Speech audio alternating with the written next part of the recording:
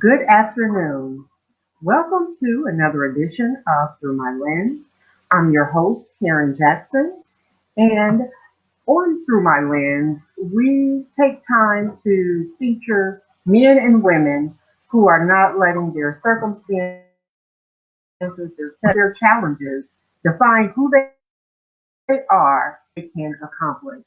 And I am so happy to have a homegirl from Dayton, Ohio on this edition, Mrs. Loretta Williams Gurnell.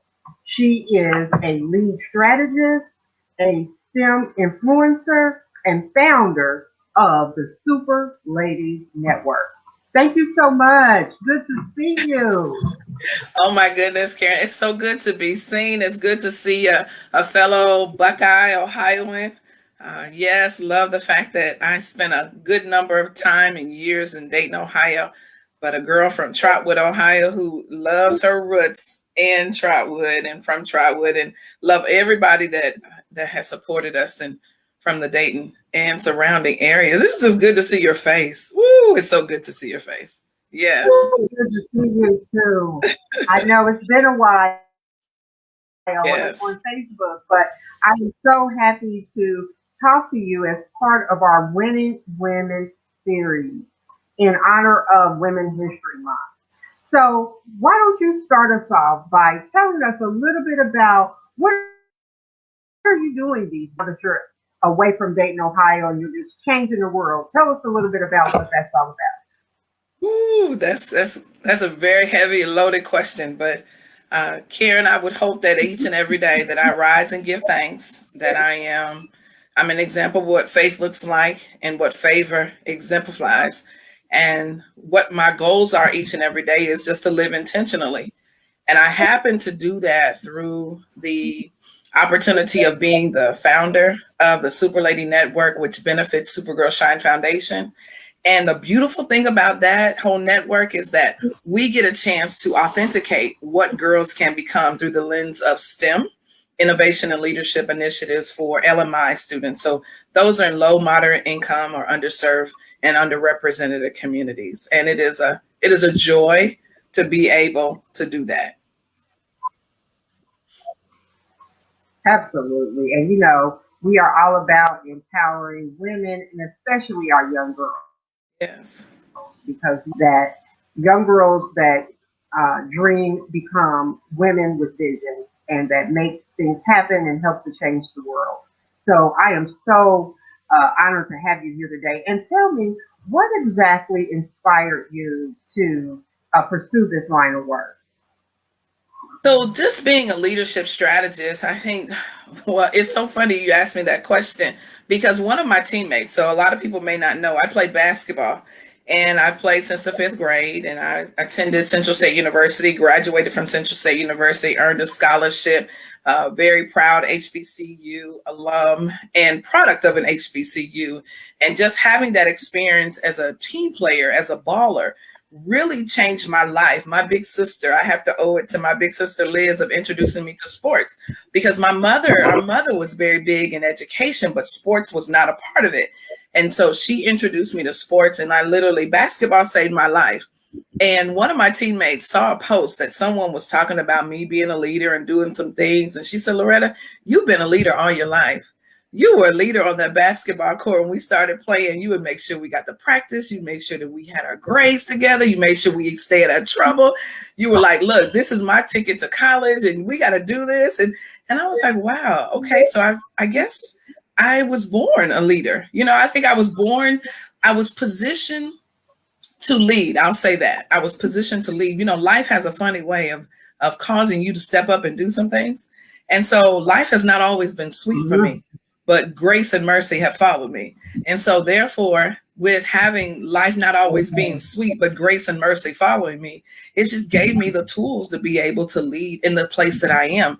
And then I've been able to teach others how to literally grow from the spot that you're in and then learn how to shine through your own lens. So my walk is not everyone else's walk, but I'm grateful for the journey.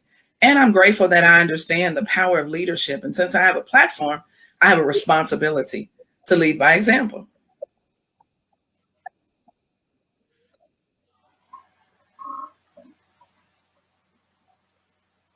Miss Loretta. Yes. Yes. A little technical difficulties, but we're going to Okay. keep plugging along. Can you hear me okay now? You kind of faded I can out, hear so you. I really didn't hear your last. Uh, Yes. Okay. So what I was just saying that it's best just to lead by okay, example. Can you hear me? I can hear you perfectly Yes. now. It's wonderful. It's best just to lead by example. And although my life, as I was saying, my life has not always been sweet, but the journey has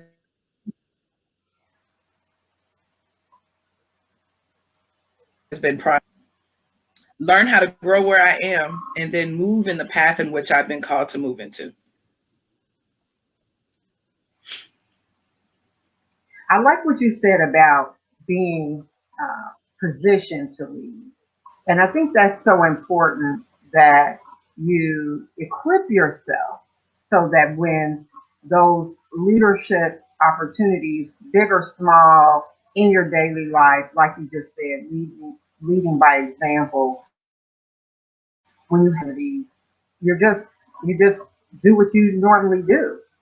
And so I do believe though it takes preparation to be positioned to lead. And it also takes a humbleness to know when that you are in that position to lead, Mhm. that you are bold enough to speak up and to speak up and stand up and speak out, but humble enough to know that everywhere that you land, you need to add value and not just be boisterous.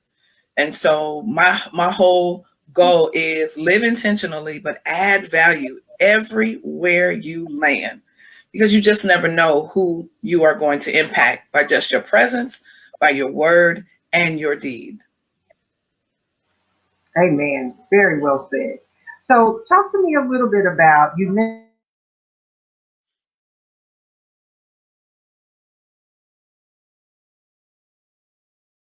mentioned about talk to me a little bit about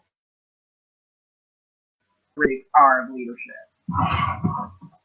Okay. Ken, would you repeat that question again? It came in through a list a little bit fuzzy. Okay, can you hear me now?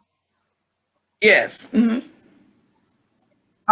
okay. I wanted to ask you, um, how do you define leadership?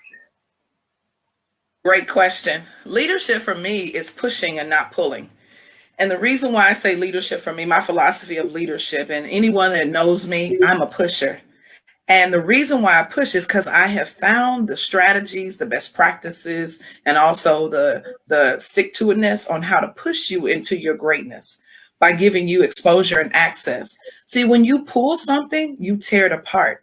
So in my leadership, my goal is not to ever pull you into doing anything that you are designed to do or equipped to do, but I want to push you into it. I want to make sure that you have the resources, the skills, and that you have the access to be able to go to the next level. So my philosophy is simply I push you into your greatness, because if I pull you, you'll tear apart. Very well said. That's so wow. So talk to us about inspiration. What inspires you to make an impact, to add that value everywhere you go? What inspires you? Well, my daily inspiration is just the fact that I have breath.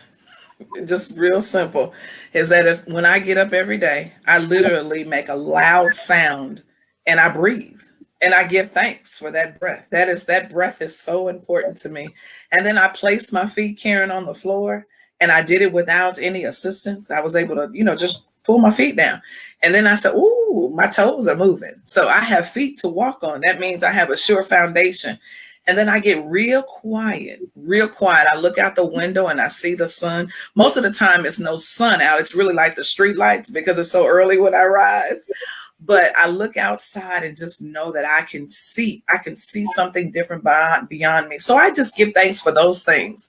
And then I sit and I'm quiet and I listen. I listen for Mhm. exactly what I'm supposed to be doing that day and how I'm supposed to be doing it. Because I do have a calendar that guides me, but it's more the specifics of it. Like, how am I supposed to do and how am I supposed to accomplish these things today? And if there's anything new that I need to add to this particular day, so give us this day, right?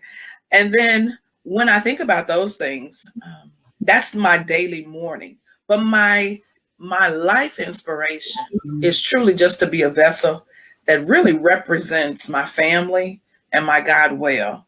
And I'll start with my parents. Without my parents, I wouldn't be here.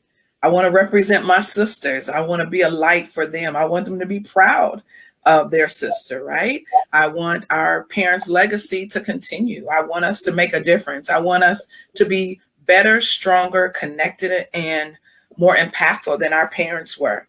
And with each generation, it should go. But then I look at my dudes. Now, I'm affectionate about my dudes. I affectionately say that about my husband and our two sons. They give me inspiration to be the best lady possible. And without those dudes, I probably would not smile as much as I do because they are hams and they keep me laughing, smiling, and everything. So my daily inspiration is just the breath that I breathe, the foundation that I get a chance to walk on, understanding that I had parents who were proud of me, and I will continue their legacy in spite of that. I have sisters that are still alive, and I want to be able to say that we are proud of each other. And then my immediate family and my dudes, that I be the lady that they rise up and call blessed, and that they are proud to be able to carry next to them on their arms. That's awesome. You said something important. You said a lot of things, but I think one of the things that we all have had to experience over the last year with everything going on is learning how to be still and be silent. And talk to us a little bit about, someone is struggling and, they to sit there and be still. I definitely was. Yes. I had a hard time being still, but God helped me that it was in those still, quiet moments that He was able to speak to me, and I was able to hear it in a different way that I wasn't able to hear before. Being still is a position, Karen, in my mind. Being still is a position. So it's a physical position, but it's also a mental position. And see, a lot of times people think if they're not busy, they're not productive. And I would beg to differ. I get a whole lot done in the mornings because I'm still. See, I can blot out and move out the noise when I'm still. I can blot out and move out the things that I don't need to tap in for that day because I'm still. I can literally see productivity happen before it even comes because that's vision before the day begins when I'm still. But if I live a life that's busy, doesn't mean I'm productive. And every day that I close my eyes, I want to be able to say, as Warren Buffett has shared, if you want to be successful, you need to learn something new every day. Many of us just do the same things over and over every day.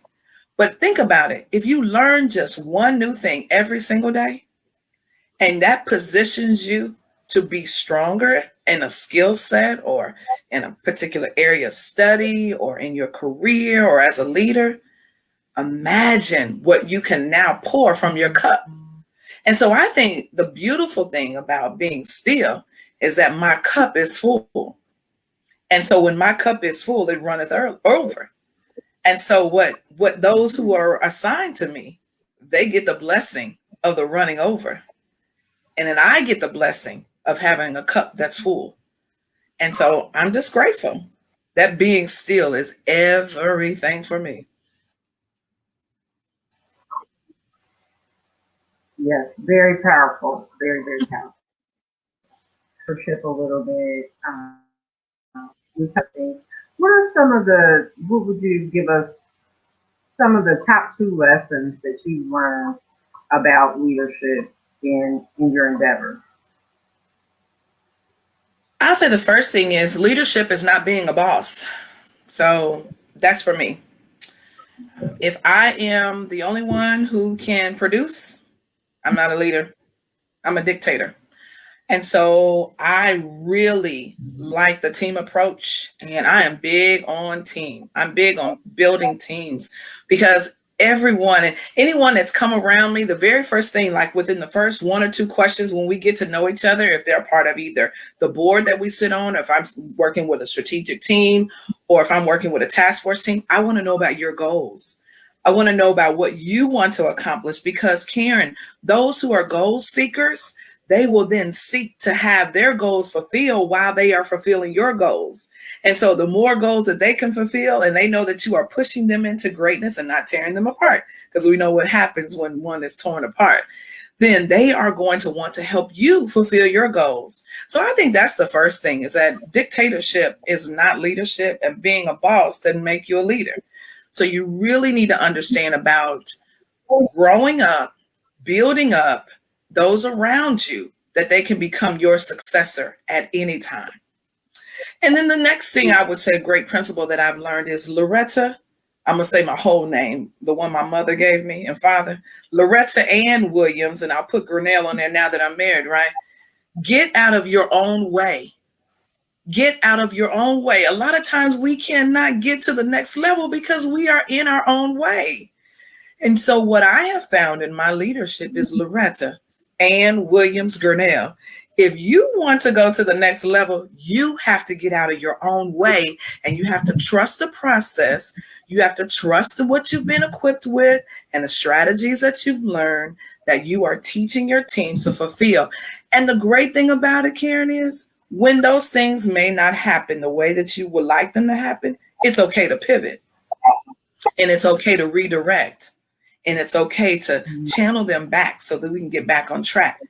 But if I have to do everything, I only have two hands and only have 24 hours. So if I'm going to be successful, we have to be successful. So I would say those two things: no dictatorship and get out of your own way. And so if someone themselves, because I think what you said about being out order to come together, and it just it's power in numbers.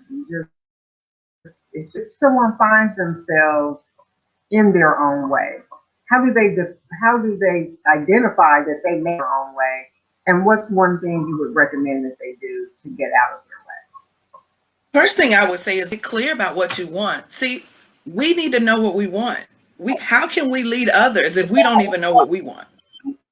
That's the first thing, is sit still, write it down, make it plain. That's vision work. I'm not talking necessarily about a vision board. I'm talking about vision work. Write it down and make it plain, and then hold yourself accountable. Then when you do, the accountability is big, because now when you have this assignment, if you're not assigned to something and people are not assigned to you, that means they're attached to you. And we know what happens when people are attached to you, and it gets heavy. So the first thing is I would suggest is that you get clear. Just get clear in your space and in your mind about what you want, what you desire. And then once you've done that, once you get clear about what you want and what you desire, then I would also write that down.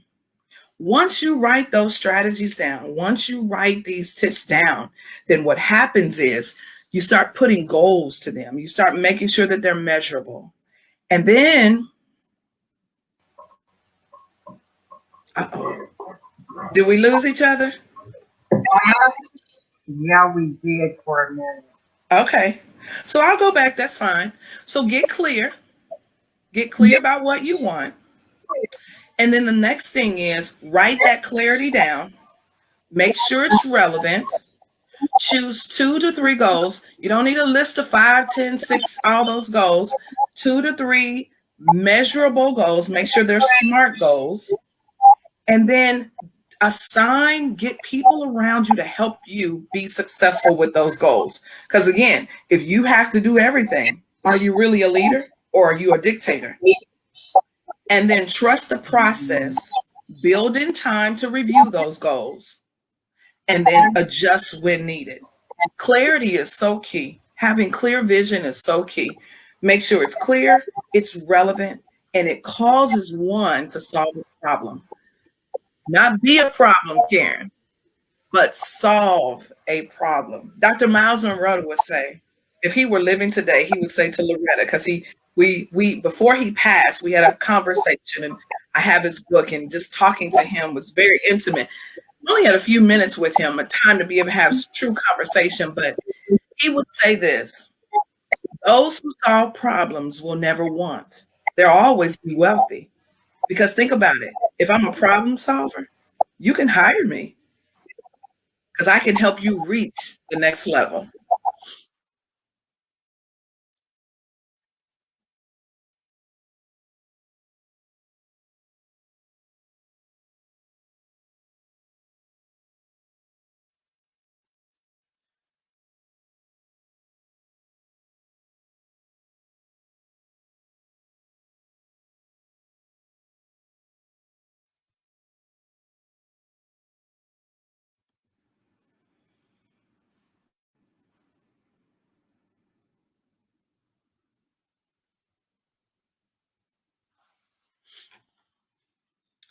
So, if you're still watching, I just wanted to share with you that again, let me just recap on this conversation of Through the Lens with Karen Jackson.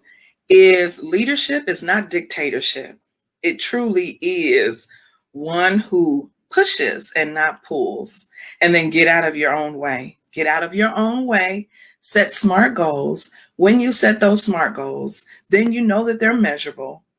Be accountable to those goals, and don't be afraid to pivot when necessary.